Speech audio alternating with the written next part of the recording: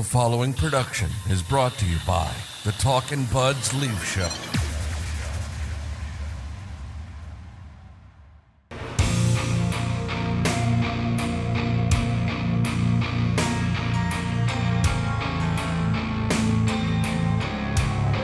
Here we go. Talkin' Buds Leaf Show, episode 348. Jumping on minutes after Team Canada heartbreaking defeat in overtime to Team USA. Canada will take home silver at these Olympic Games. Team USA will take home gold. I gotta tell you, sitting watching Kyle Bukauskas interview an elated Austin Matthews. Yeah. Not something I ever thought I'd feel sick about watching, but here we are. Man, a fantastic hockey game. A hockey game that Canada dominated, quite frankly. Yeah. Dominated. Connor Hellebuyck, who has created a reputation for himself in the NHL as a big game choker, had the best game of his career today by far. And even aside from that, tons of missed chances. Devon Toews, Nate McKinnon. It's just Connor McDavid's got a breakaway. He doesn't score. It's, man, this one stings. There's no two ways about it. Man, I actually feel fine after watching that game. I have a couple hot takes. Number one, that game doesn't hold a candle to the one we watched a year ago. Like, that game was pure domination from puck drop. Matt Boldy makes an unreal play, scores a goal, but other than that, like, that wasn't close. Like, that wasn't I could tightly contested hockey game. The U.S. didn't have the puck all night. I didn't see one player on their team where I was like, wow, he's a force out there. It was just Canadian domination, possession, forechecking, turning the puck over for 60 minutes. And just congrats to Connor Hellebuyck for winning a gold medal, because that was arguably the least deserved gold medal final game winner I've ever seen. Like, they got done. I don't care what anybody says. I urge people, I'm already seeing it online. Look, you're going to get a lot of people online after this who watch one hockey game every 4 years, puffing their chests out south of the border. But take your hat off to Connor Hellebuyck. He won that game. Yeah. He won. All these guys are having a gold medal put over there around their neck right now because Connor Hellebuyck finally rose to the occasion. Yeah. Yeah, that's just, I think that's the only real assessment of this game, to be honest with you. I don't think there's anything deeper than that. It's true. You can't really come away from this wanting to break down in a... That was their best game of the tournament by a mile, and it wasn't close. Like, all this conversation about the U.S. mobile defense and just the depth, and dude, they dummied them. For 60 minutes. Yes. You can't really come away from this game and start dismantling the Canadian roster and saying, well, they should have had this guy, they should have had that guy, because at the end of the day, you're right. They dominated them. Like, that game, aside from missing open nets, like the Nate McKinnon open net, that one stings, man. The net, like, if you look at the Toews one, Hellebuyck actually made a great save with his stick. The Nate McKinnon one, that's as wide open of a net as you're going to get. Yeah, and then Connor McDavid doesn't get a shot off on a breakaway. Celebrini wants to hit everything but the net. Wilson almost tipped one in. McAvoy made a nice save with his body out front. Yeah. They had so many chances to win that game in the third period. Don't score on a 5-on-3. Yeah. They looked like the Leafs on that 5-on-3. But these are moments you look back at and are like... Yeah. I'm not going to be... if you're the dissect the roster guy right now, or you're like pissed off, like I'm not feeling any type of way. I think the Four Nations helped, to be honest with you, because I did think that was a better tournament. Is that a bad take? Like, I don't know. Like, that was a real tournament, and they won that game, and that game was 10 times better than this one.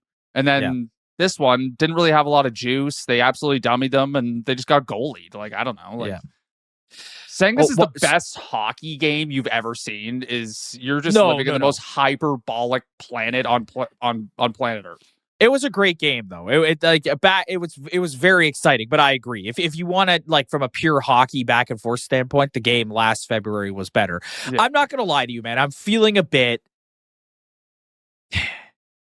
If I'm an American right now, I'm looking at Canada and going, yeah, great. You want a fake NHL tournament. And then when it really mattered to win Olympic gold, we beat you. Like, I think this Such a is cheap another win, though, man. I think this is another chapter in what I think is going to be a rivalry going forward. We can get into this a little later on in the episode, but you cannot go back to not having NHL players in this tournament. You can't. This tournament was absolutely fantastic from start to finish. And I just think with talks of with Gary Bettman talking about how they're going to try and do an NHL World Cup of Hockey every 2 years, I think this is another it started last year with the Four Nations. Now it's here. And I think this is just going to be sort of a every other year chapter in this rivalry. I am sick for Connor McDavid. Sick for him. Matthew Tkachuk has got the upper hand on that guy 3 straight times now. Was Matthew Tkachuk even on the ice tonight? No, he didn't. Or do today, anything. this morning, I didn't even notice. You can't You're right. Aside from Matt Boldy, you can't look at. There's no one on Team USA that you're like, wow, they were fantastic. Aside from Boldy and Hellebuyck. Biggest whiny Canada fan right now. That was the cheapest fucking win I've ever seen in my life. They did not deserve to win. They were awful, and they somehow squeaked that out. That to me, if you want to claim that you're on top of the hockey world after that game, go ahead, because I don't think you are. I think you're still behind because you got dummied. I'm sorry, you did. Like I said, people who are claiming we're on top of the hockey world are people who watch one hockey game every. Like, there's no way years. as a U.S. fan, you're just sitting there at the end of the third period being like, I'm happy the way the boys are playing right now. It's like, no, you were just like getting you felt what it felt like to be a Leaf fan in a playoff game watching that. Yep. Yes. Like, I'm sorry. That was the cheapest win. I don't think I don't know. Go be proud of yourself. Fine. Yeah. Any other takeaways you want from this game? No Sid either. I'm watching them get the silver medals put on them right now. God, I'm sick for Connor. God, this poor guy, man. And like we talked about it last episode, it is an era of ring culture, and it does matter. And now I'm sick for him. I'm sick for the guy. Yeah, I'm sick for him. Well, honestly, he didn't I don't know. He could have played better. I mean, he's trying to do his York Simcoe Express routine in the overtime. It's like, dude, I understand that you're the best player in the world. You're cut above. We've established that, but you don't need to go 1-on-3 here. Okay. You can. People are going to bitch too about this being decided in 3-on-3 overtime. I think consensus is yes, that's stupid, but what are you going to do? That's the rules of the tournament. It is what it is. Yes, high level, sure.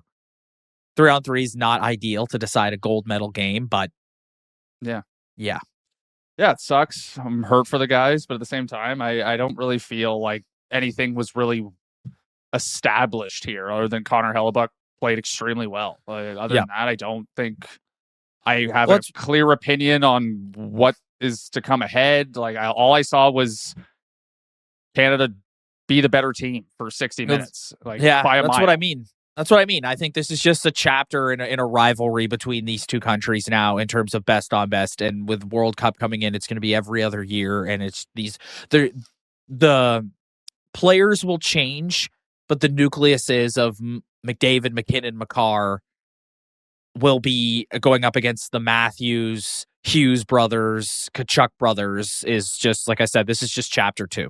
Yeah. Without question. Yeah. The thing I hate about 3-on-3, I don't hate it in the sense that I like how the game's going to be over quickly. I actually agree with what BX has said there. I mean, going overtime over overtime would be epic, but I don't hate the quick conclusion. But it's just hard to dissect the play that led to the goal because it's just not real. It's just Makar goes for a little pinch, didn't work out. McKinnon could have took the puck, he didn't. Yeah. And Hughes is open. So that's what I hate about 3-on-3 the most. It's just, it's hard to just really break down a play of what went wrong because you're just trying to take a chance to give your team the best scoring chance possible. We're going to watch Austin Matthews get his gold medal here in a second. Yeah, I didn't see the guy all night. No. It was a vintage Austin Matthews. Yeah. He made one good defensive play. That's yes. But he's he did what he does with the Leafs. He just kind of fades into the game. Like he doesn't stand Didn't out. But notice the whole Team USA team, like I said, I'm not coming away from this game being like, wow, other than Matt Boldy making one play. Yeah. No one really stood out here. But you said it on our last episode. This guy needed this dub, man. Yeah, he needed this. So happy. He was celebrating. He's never done it before. So yeah, no, he doesn't. This is like some juju he needs to bring back to the Leaf locker room. Yeah, I wish I had some better analysis, but I don't. I just thought that they just didn't capitalize on chances. Like that's simple as that. Yeah, I'm just waiting here to watch him get the gold medal upon his neck. You can't remove the smile from this guy's face right now. Yeah. Well, that was nice what they did for Gaudreau, the jersey. That was a nice touch for them as well. Yes. But yeah, I don't. There's Vinny Trocheck, the face-off guru. Yeah, they just weren't good, man. Name me one U.S. forward that you were watching, being like, this guy is so dangerous. I guess Jack Hughes, because he was taking penalties. He lost his teeth. Yeah, he had a couple opportunities to score, I guess. But other than that, I can't pick out one forward that they had that was like, oh my God, this guy was not going to be denied today. No. I thought all 4 Canada lines were good. We had that complaint about the tournament that you were looking at the top line for offense. I thought every single line did that. Every single line forechecked like crazy. Every single line was turning pucks over. I thought the depth looked as good as ever. We could nitpick the Drew Doughties, the Colton Parayko's, but at the end of the day, they had all the opportunity in the world to win this game. I mean, no roster is going to be perfect. I just can't. Here we go. Here he is. Look at him. You can't remove the smile from this guy's face. Yeah. Oh, Jesus.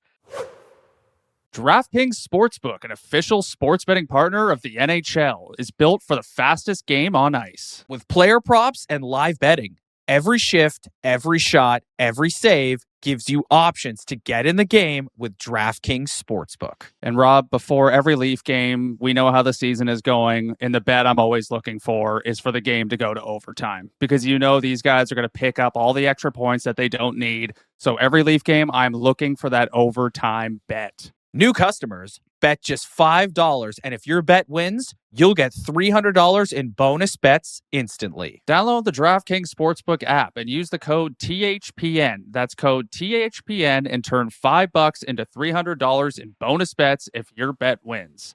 In partnership with DraftKings, the crown is yours. Gambling problem? Call 1-800-GAMBLER. New York, call 877-8-HOPE-NY or text HOPE-NY. Connecticut, call 888-789-7777 or visit ccpg.org on behalf of Boot Hill Casino in Kansas. Wager tax pass-through may apply in Illinois. 21 plus in most states. Void in Ontario. Restrictions apply. Bet must win to receive bonus bets which expire in 7 days. Minimum odds required. For additional terms and responsible gaming resources, see dkng.co/audio. Limited time offer. Copyright 2026 NHL, all rights reserved. Okay, let's move into our post-mortem on this tournament now, okay? If you want to nitpick, the bottom, outside of the Makar and Taves pairing, I thought their defense was really slow, and I thought Colton Parayko was slow. Drew Doughty was slow. Those two guys in particular. And I think if you're going to look at the next best on best tournament, Matthew Schaefer has to be on that blue line. And I also think there's some guys up front too. While we absolutely love the intangibles that a Brad Marchand brings, it's time to turn that page to the Bedards of the world. He had a tough game today. Couldn't stay on his feet. Yes. Generated one scoring chance, but he looked banged up. I've seen Brad Marchand play hockey about 1 million times. That guy is not healthy. Yes. There's no way. McKinnon also was not 100%. And listen, man, you lose your leader. At the end of the day, is Sid in this game? If Sid's in this game, does it guarantee that they win? No, but Sid's the heart and soul and the leader of the team. And he's not, you lost him in the first elimination game, and he just sucks, man. It sucks. Sucks. Yeah. I mean, you're always going to be trying to tinker with this roster. There's always going to be new guys coming in the league. You didn't think Celebrini was going to be on this team last year, and all of a sudden he's their one of their best The players. major contributor. So anything could change. But I don't know. I'm having a hard time picking apart guys who even I think could be replaced because they did their job today, man. Like they did. Like they. I didn't look at one defense. Yeah, they could break out the puck a little bit faster, but at the end of the day, they were out of their zone pretty much the whole game and in the other zone. So it's like I don't know. I don't really want to just tackle one or two guys and be like these guys were the problem because they did everything they could to win today. No, 100%. Overall reflections on the tournament, I thought this was fantastic. I thought this shone a light on how watered down and not interesting the NHL regular season is. I'm not going to say that about the playoffs because I do think the Stanley Cup playoffs are still the biggest grind in professional sports, but there's lots of money to be made. There's no scenario where the NHL starts removing teams and franchises. That's not happening. I'd like to see them maybe shorten a regular season. It just really highlighted how a lot of games feel like Tuesday night in Columbus. Like the regular season is just not special. It kind of feels like a grind. And unless you're doing something like we do where you're covering a team, you're not sitting through 82 games. Yeah, whereas this is like can't miss missing any Leaf game this year. Yeah, no, it's hard. And it also shows, and again, I understand that this is the best of the best. I understand it. But the thing that really stands out when you watch this is the hockey IQ of every single guy out there. And when your league is as watered down as the NHL has become, you're going to have guys out there who don't belong in the league.